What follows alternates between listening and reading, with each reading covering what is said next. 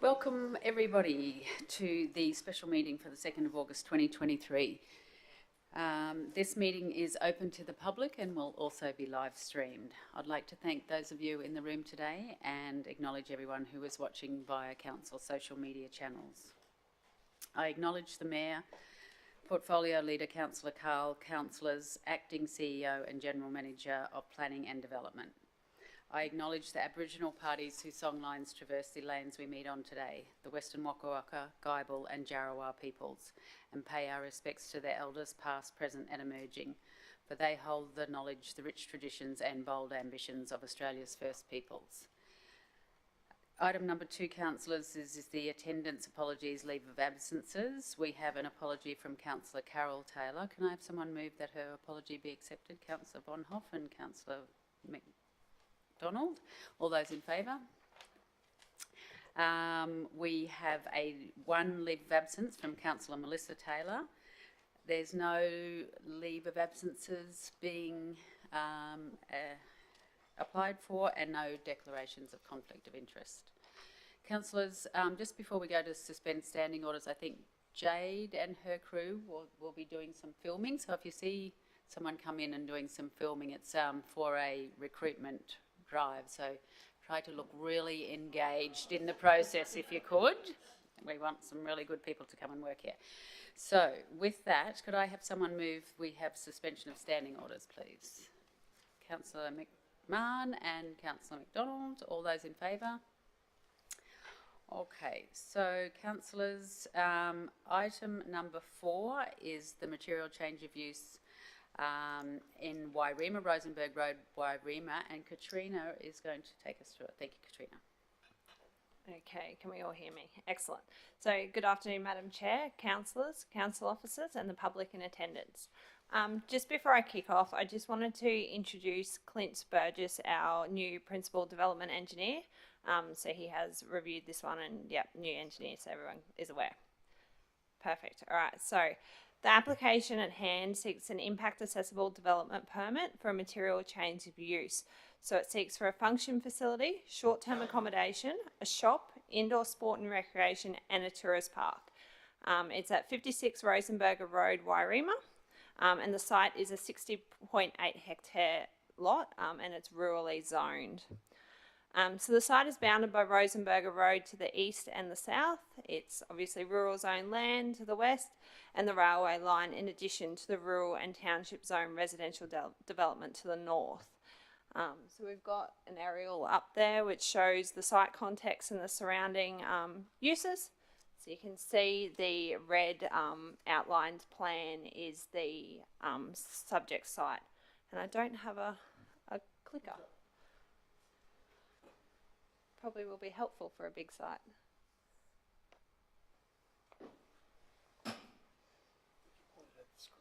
Excellent.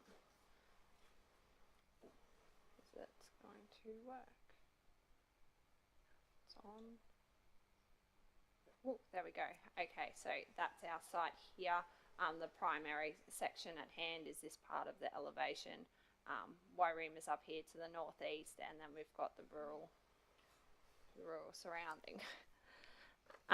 So I'll talk through the uses a little bit quickly. So we've got the primary use, which is the function facility. It's located primarily up here in this component here. It's in the northeastern corner and it's designed to host a number of functions and ceremonies. And it's been recommended that it be conditioned for a maximum of 200 patrons at any one time. As part of this application as well is the short-term accommodation. So there's an existing dwelling just about here on the plan. It's a 4-bedroom dwelling and we've given it a recommended conditions for a maximum capacity of 9 people. In addition to that, there is 10 cabins proposed down here at the back of the function facility and that's recommended for 20 people maximum. The development is intended to operate in direct relation to the function facility, but we've recommended that it not be conditioned that way and can operate exclusively separately to it. Next up is the shop, which is down here. So once again, close to the function facility, maximum 2 people at any one time. And whilst it's expected that it will function, support the function facility, it's not recommended that it be conditioned solely that way. The next component is the indoor sport and recreational use. So this is for an indoor equestrian arena for equestrian sports. It is proposed to be down here on this slash sort of component of the site. It's recommended to be conditioned for a maximum of 250 people at any one time. Now, it's recommended to be conditioned to limit operation to equestrian sports and events only, unless otherwise approved in writing by council and supported by a council-endorsed amended noise impact assessment report prior to commencement of any alternative use. So, equestrian sports only is the primary function for that one. Now, in addition to that, we've got the tourist park use. So, we've got Tourist Park Camping Area 1, which is around the cabins, and Tourist Park Camping Area 2, which is down here behind the Equestrian Centre. Each area is proposed to take a maximum of 100 people at any one time. And the camping on site is for guests and competitors associated with an event or function. The tourist park use is not permitted to operate as a campground or caravan park at any other time. We're not associated with an event directly on site. So we have the tourist park camping up here for the function facility, and the second one down here in relation to the indoor sport and recreation use or equestrian sports. The submitted noise impact assessment report that was provided concluded that the indoor sport and recreation use and the function facility are not to be permitted to operate at the same time due to the accumulative adverse impacts to the surrounding receptors, and relevant conditions have been recommended to that. So it's noted that development as a whole is required to provide a total of 148 on-site car parking spaces, as well as standing and manoeuvring areas for a HRV service vehicle. It may be beneficial if we can pull up the site plan just so we can have a look at those developments a bit closer.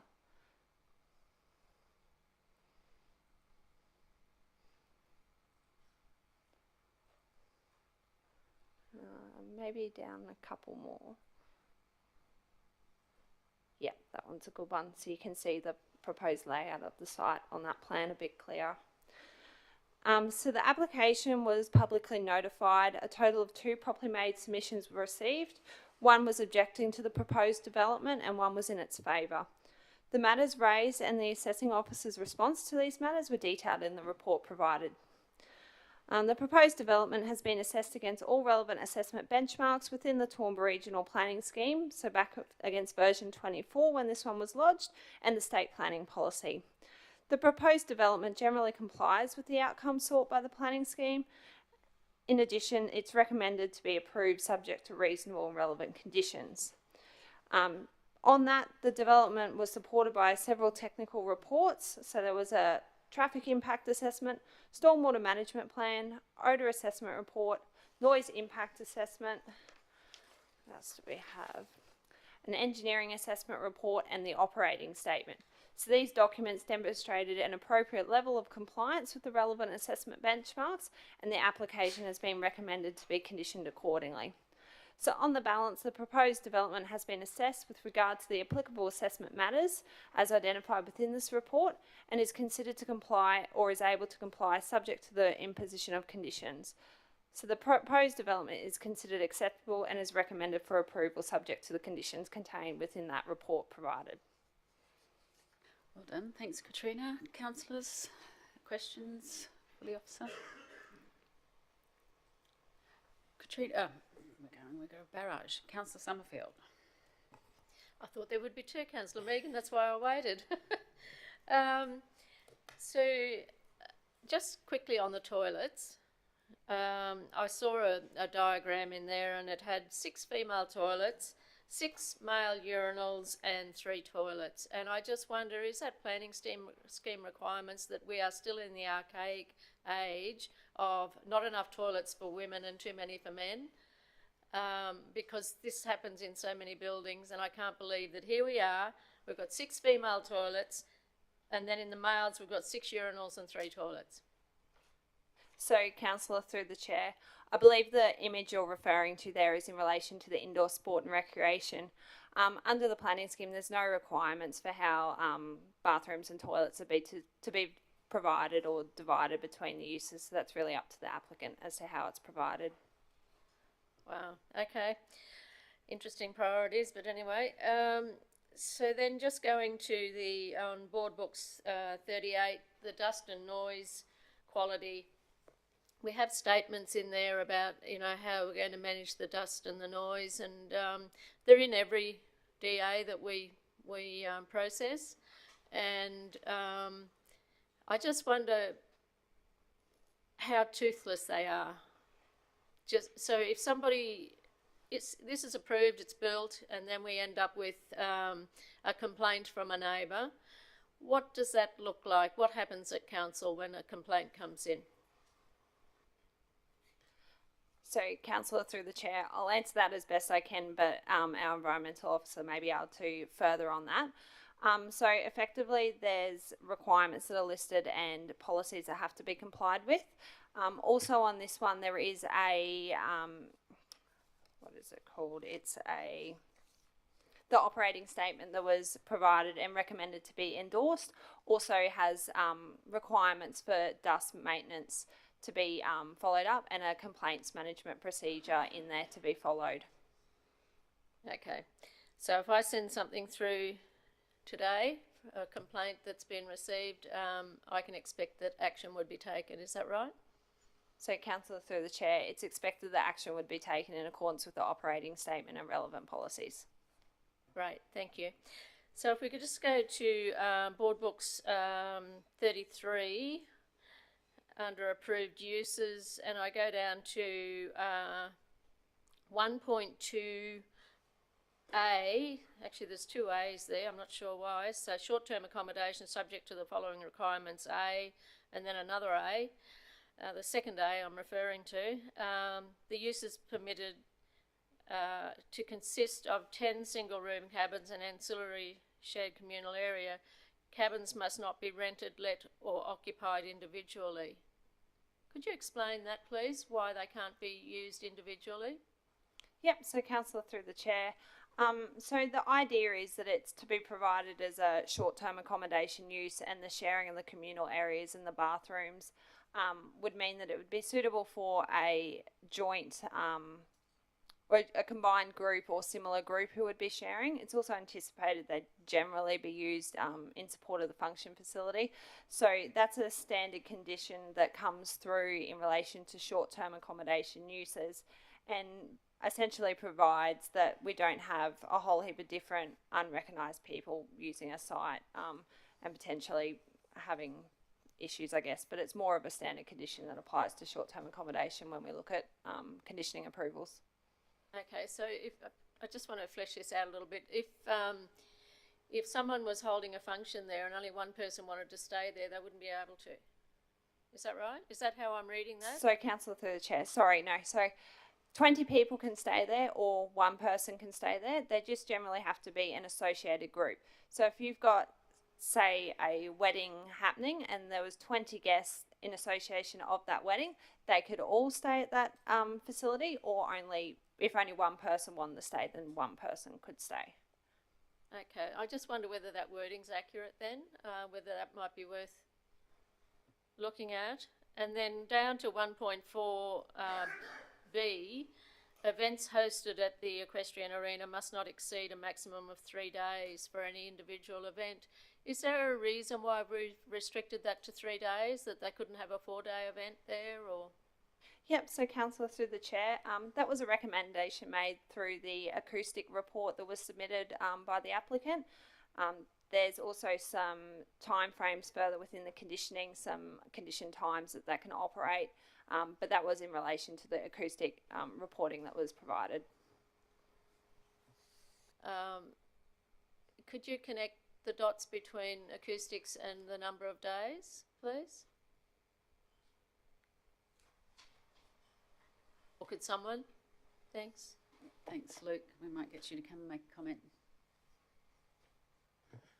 Councillor, through the chair, the noise limits that are imposed are on a daily basis.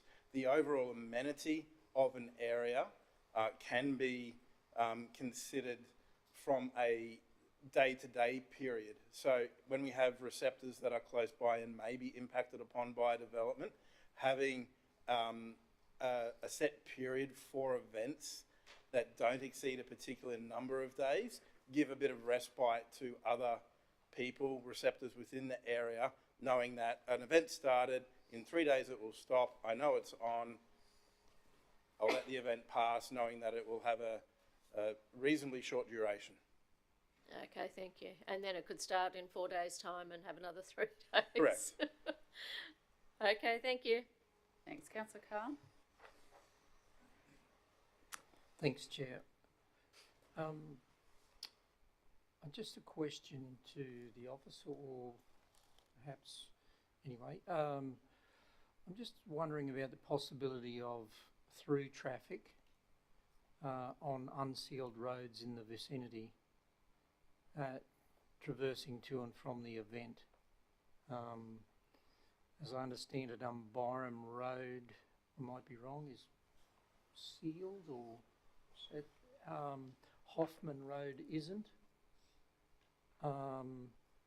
Obviously Cambodia Wairima is. I'm just looking at the possibility of non-localised traffic that would use road network in attendance to an event here, and possible implications for that road, particularly Hoffman Road, and any residents that live along there, given the numbers that this is approved for. Even though it's a split, you can't use the facility for joint events, there's still quite a considerable amount of car movements, and given some of them are horsey people movements, that's fairly heavy traffic as well on a road like Hoffman Road. Has that been taken into consideration? So, Councillor, through the Chair, there was a traffic impact assessment that was provided when the application was first lodged and assessed to be appropriate for the site. Just in relation to the roads, Byram Road, Toowoomba Wairima Road and Rosenberger Road are all sealed and line marks roads.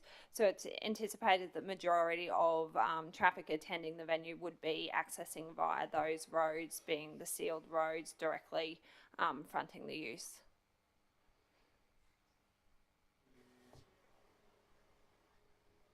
Depends if you're towing a horse float, you mightn't want to travel through Cambodia to get to that facility either, if you're coming from Carrara direction, if I've got my bearings right. So, Councillor, through the Chair, there's quite a number of roads that connect through to this site. If you are towing a vehicle, it's likely that you're going to want to stick to an asphalt sealed road. There's quite a number of ways you can come to it. If you're coming from the highway, it's likely you would come across through Wairima and down through Rosenberger Road, or you could come up through that Cambodia Wairima Road, which is also a sealed road coming from the Cambodia Way to the site. So there's multiple ways, but the two major ways that would be expected to be trafficked are sealed and line marked. Yeah, look, I'm not proposing that people would have a particular preference at all. I'm just saying, there is an element of for consideration about an unsealed road in the proximity to an event venue and considerable sized event, that there may need to be some operational maintenance considerations in the future. That's why I'm asking if it's been appropriately considered now. So, but thank you. I'm not proposing to know which way people towing a horse float would consider their most direct and convenient route to this facility. Thank you. Councillor O'Shea. Thanks, Madam Chair. So my question was probably going back, was similarly around just struggling a bit with the acoustics and the restrictions. So it probably might be more through you to Luke. So Is there a different? Am I getting this right? So is there a different threshold of sound that is allowed for an event, as opposed to every day? And that's why it's capped at 3, or is it the same? Acceptable levels of acoustic or noise, whether it's event or not an event. Councillor, through you, Chair. The noise criteria will differ from a day, evening and night within that 24-hour period. There isn't a total amount given for a 24-hour period because of those particular categories. It's a consideration given, as I tried to explain before, and I'll try again, just for receivers in the proximity who may be within earshot, noting that sound from the event can still be audible but compliant with the limits, to know that an event will only go for a particular period of time before it may cease. They get a break from hearing that event. It's not a set compliance limit. So no individual day total of noise, but given a reasonable consideration for the amenity of what was previously a rural area bordering a local township, how many days could an event run that would be considered reasonable for that to occur? But still all falling within the same acoustic barriers that exist now without it. Yes. Correct? Yes. So if an equestrian event was run in the morning, it would have particular noise criteria from 7 a.m. to 6 p.m. And then if a wedding was decided to be hosted that evening, that whole equestrian event would need to stop. The function centre could then have a wedding from 6 p.m. until midnight, but they would have set noise criteria for those particular periods of evening and night time. Okay. And that's, sorry, Madam Chair, so, and that's just a standard. Yes. We have if it was a industrial facility going on this site, it would have noise criteria for day, evening and night. But I mean, like a restriction of saying you can only make X amount of noise 3 days a week. That's a broad consideration, as I've said, not necessarily related to specific noise criteria. Okay. Broad consideration for local amenity, not tied to a particular noise limit. Yeah, I appreciate. I'm just a bit. Appreciate and understand the answer. I'm just struggling to understand the concept. It just seems awfully restrictive. Like, what's the difference in me starting a chainsaw tomorrow? I mean, I don't have to only do it 3 days a week as long as I'm within an acceptable level. Yes, correct. You could run that, and this event has shown that over the course of a 24-hour period, that those particular events at the equestrian, indoor sports and rec, or at the function facility comply with the 24-hour period. It could operate longer, as in terms of a longer period of days.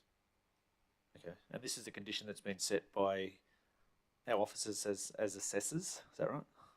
It was nominated in the noise report, and it was accepted. Okay. I think it was also included within the operational statement. Yeah. As well as being the model of operation proposed by the developers and in agreement with the findings of the noise report as being generally acceptable. Some of our provisions within the planning scheme talk about amenity in general, and then we have some which have specific noise criteria related to it. So overall, the development meets all of those different POs, whether it be a general comment about noise amenity or a specific comment with very set criteria for noise.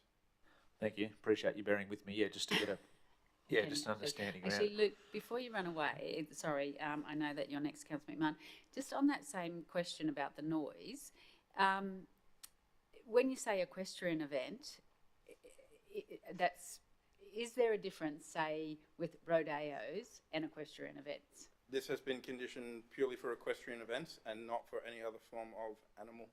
So a rodeo, if it included other animals, then that hasn't been included as a condition of approval. Okay, interesting. Okay, thank you. Councillor McMahon.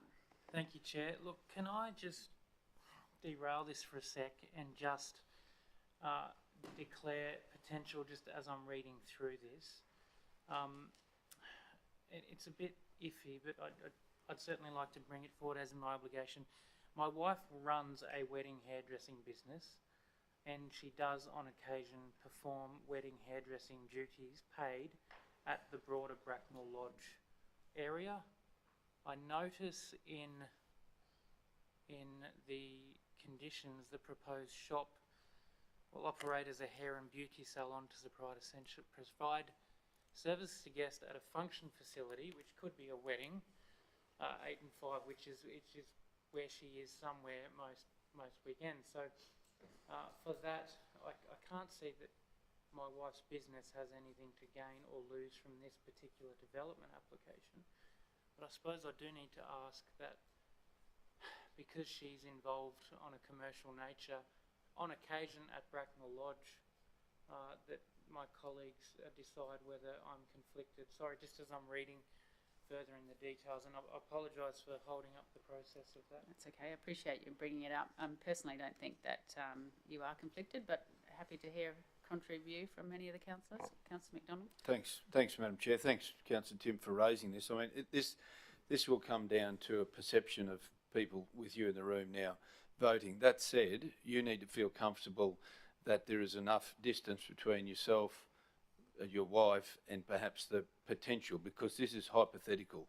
It's hypothetical that she could get business out of it. It's hypothetical that any number of providers that do the same work that your wife does could also benefit by way of this. So from my perspective, they're a bit too far a stretch to actually say that decision that you make today will benefit your wife greater than any other provider that does that. If, however, your wife or your partner has a contract with the venue on a permanent basis to perform a duty for functions that are at that venue, then I would suggest that you would have more reason to have a conflict. But that said, I would think that you'd be able to stay in the room. Thank you. Yes, Councillor Von Hoff, question. Thanks, Madam Chair. Through you to Councillor McMahon. Does your wife, is she recommended as a preferred provider by the facility? Or not is to my knowledge, no. She does weddings at a whole bunch of different places, and on the occasion is at Bracknell Lodge, to my knowledge, but not as a recommended or anything of that nature. So I'm happy with Councillor McDonald's idea that it's no more than any other hair service provider in Toowoomba region, to be honest. because there's no recommendation or contract between facility and her? Correct, yeah. So, Councillor McDonald. Madam Chair, given the discussion, the question that Councillor Von Hoff has raised, I think the motion that I'd be more than happy to put forward is that Councillor McMahon can stay in the room, discuss and vote on the matter, because his connection or conflict would bear no greater benefit to any other provider of a similar occupation to his partner. So Councillor McDonald has moved that. Councillor Von Hoff is second. All those in favour? 1, 2, 3, 4, 5, 6. Councillor McMahon, you can stay in the room and vote on the matter. Now, Can sorry. Oh, you had a question too? I'll go to my questions now, but thank you for allowing me to take care of that, Chair. So my questions are, function centre 200 patrons, 10 cabins at 20 people.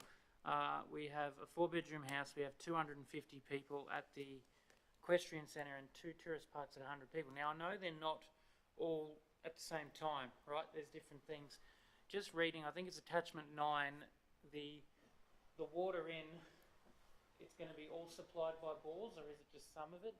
And the black water that we talked about this morning, effluent disposal, is it all done on site, or is this going to have any further ramifications to the greater sewage supply of that area?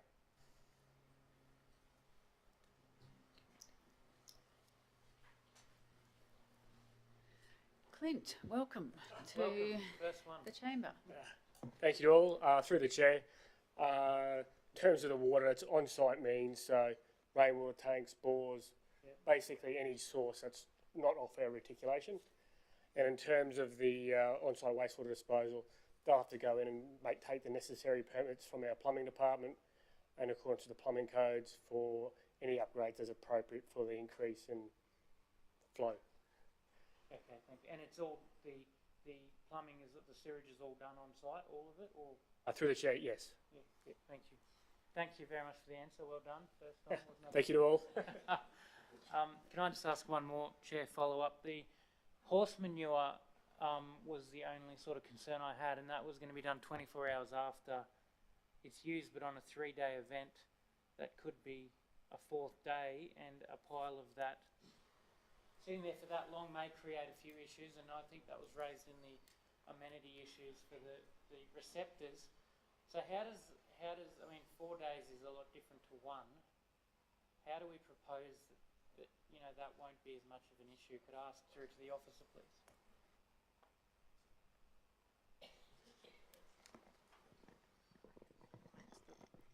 So, Councillor, through the chair, I can make a comment to that through the operating statement that's proposed to be endorsed. So obviously it was an odour management plan was provided and supported that it would be reasonable in accordance with surrounding sensitive receptors. So it's provided that within 24 hours of an event, manure will be removed.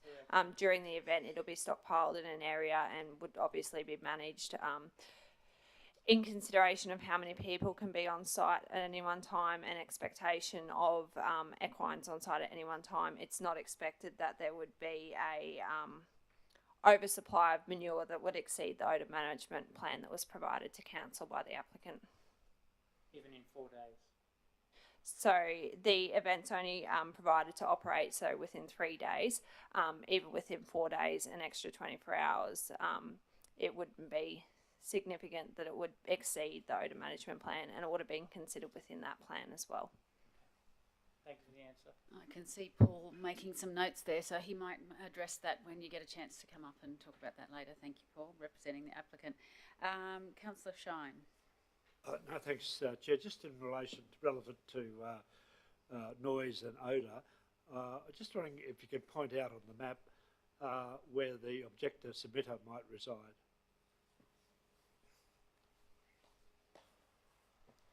So, Councillor, through the chair, I believe there is a residence here that put in a submission. There's also one down here who made a submission, and this one up here as well also made comments. I do note there has been some other comments provided to council outside of the submission process that was in relation to those surrounding houses.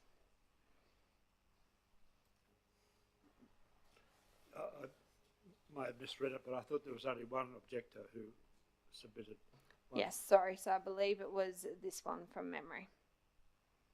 Okay, thank you.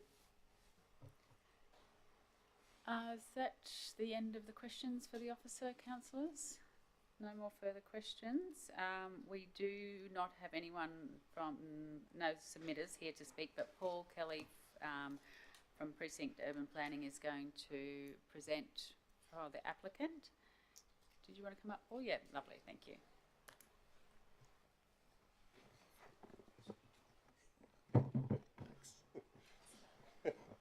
Thank you.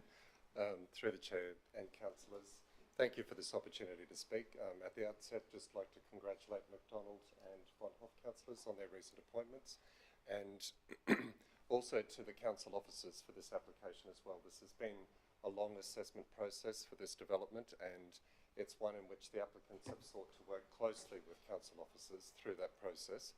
I suppose one of the things I just wanted to point out with that is that the application was lodged in December 2020, and since that time, the main key issue that the applicant has worked with council officers in relation to has been noise, and I know a number of councillors have asked questions about noise. I think it's worth noting that the current version that's been recommended for endorsement with no further changes is version 6. There have been 4 versions of the noise report over the last 3 years that have been looked at by council officers, and one of those has included an external peer review, and the changes recommended by that peer review have resulted in the version that has been recommended for endorsement now. The odour management plan, Councillor McMahon, that was the original odour management plan submitted with the application. It does involve collecting horse manure and taking it down to that far southwestern corner of the site for spreading across that area, whether it's furthest removed from sensitive receptors. The applicant has just confirmed for me now, with respect to a 3-day horse event, it still would be collected at the end of each day and taken away. It's not going to be allowed to accumulate over those 3 days to be removed on the 4th day. I think probably in terms of some of the other questions, Councillor Summerfield, the question about amenities, that is going to be something that is the subject of building certification requirements. They tend to regulate the number of amenities, male, female and disabled, that you can have for these facilities, and that will have to comply at that time.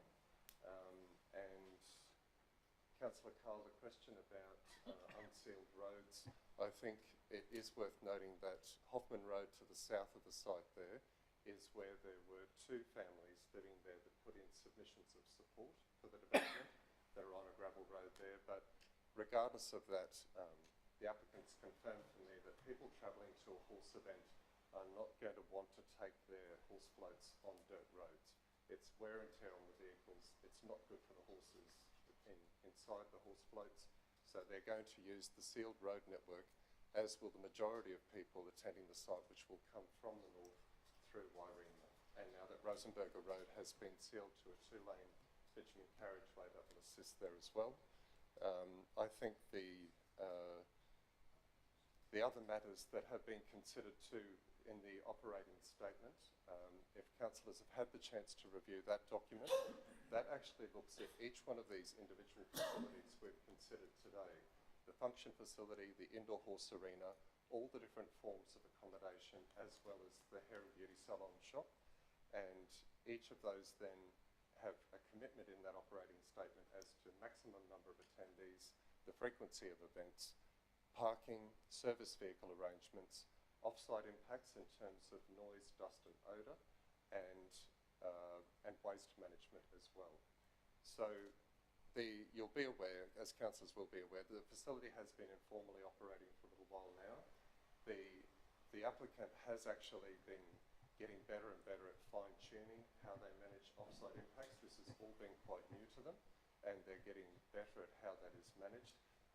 They don't generally receive complaints. In fact, what they do tend to receive is a lot of online support from the Wairima community for what they're doing out there.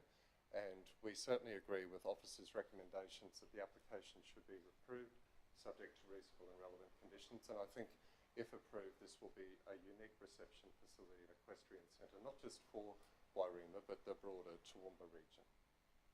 I'm happy to take questions. Thanks, Paul. Any questions for Paul? 101. No? You All right. got off Thank lightly. you. Thank you. Thank you. All right.